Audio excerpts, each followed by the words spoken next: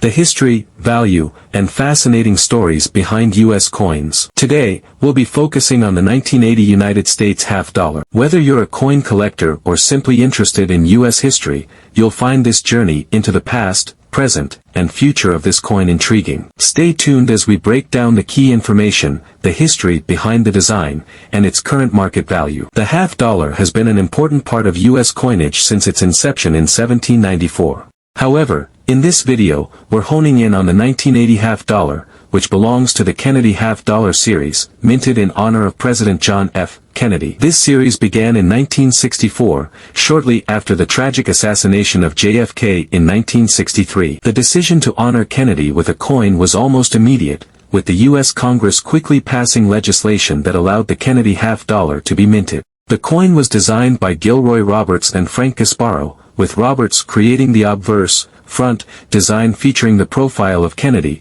and Gasparro working on the reverse, back, which shows the presidential seal. In 1980, the half dollar was still being widely minted, though its role in daily transactions was diminishing. In fact, by the 1980s, half dollars were primarily used for ceremonial or collector purposes, as they were no longer widely circulated. However, they remained a symbol of honor, especially for those who remembered President Kennedy's legacy. Now, let's talk about the design of the 1980 Kennedy half dollar in more detail. The obverse of the 1980 Kennedy half dollar features the familiar bust of President John F. Kennedy, designed by Gilroy Roberts. The profile of Kennedy is striking and has remained consistent since the first Kennedy half dollar in 1964. His hair is detailed, and the portrait is both dignified and reflective of the admiration Americans had for the young president. Around the outer edge, the words "Liberty" are boldly engraved, with the date 1980 at the bottom and the phrase "In God We Trust" appearing in a smaller font, split between the left and right sides of Kennedy's neck. On the reverse side, the presidential seal is central to the design,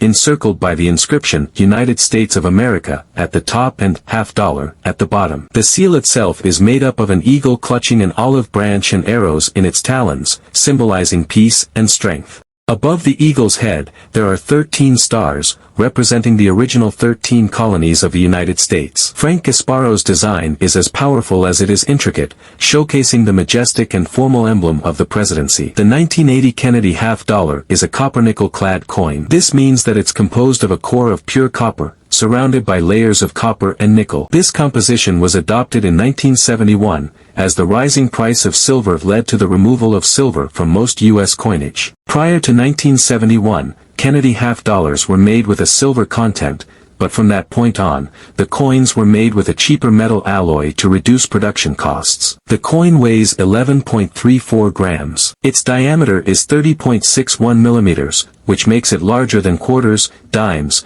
or pennies, giving it a distinctive feel. The thickness is 2.15 millimeters. The edge of the coin is reeded, meaning it has small grooves along its side. It consists of 91.67% copper and 8.33% nickel, without any silver content. In 1980, the Kennedy half dollar was minted at 2 U.S. mints, Philadelphia No Mint Mark and Denver Mint Marked S.D. There were also special mint sets produced for collectors, known as proof sets, which were struck at the San Francisco Mint. These coins have an S mint mark and are known for their mirror-like finish. These numbers indicate that the 1980 half dollar is relatively common, though coins from the San Francisco Mint are scarcer due to their limited minting and being primarily aimed at collectors. When it comes to the value of the 1980 half dollar, it varies based on the condition of the coin. Circulated coins, which are common, hold mostly face value, 50 cents, due to their widespread availability and lack of precious metal content. However, uncirculated coins and proof versions can have a higher value. Circulated 1980 half dollar, generally,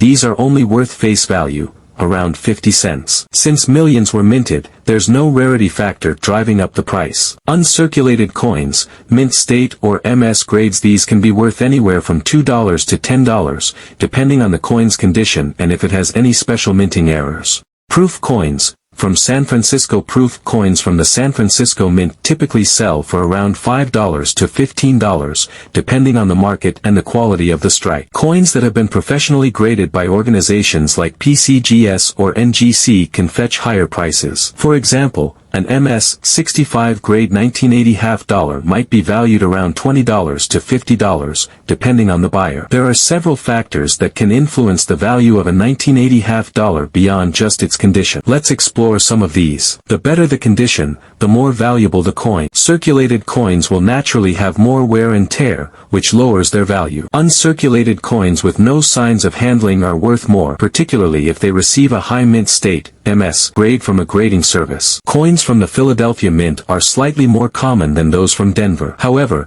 proof coins from the San Francisco Mint are the most valuable due to their limited production. Mint errors can greatly increase the value of a 1980 half dollar. Some examples include off-center strikes, double dies, or misaligned dies. Error coins are rare, and collectors often pay a premium for these unique pieces. Although the 1980 half dollar doesn't have any significant historical events tied directly to its year of minting, the Kennedy half dollar series as a whole is deeply connected to the legacy of President John F. Kennedy. This historical significance adds intrinsic value for collectors who admire the historical context. Many coin collectors are drawn to the Kennedy half dollar series because of its historical significance and the different variations that have been produced over the years. The series has been ongoing since 1964, with coins made from different metals and for various purposes. The silver content in the earlier half dollars, from 1964 to 1970, makes those coins more valuable, particularly for silver collectors. However,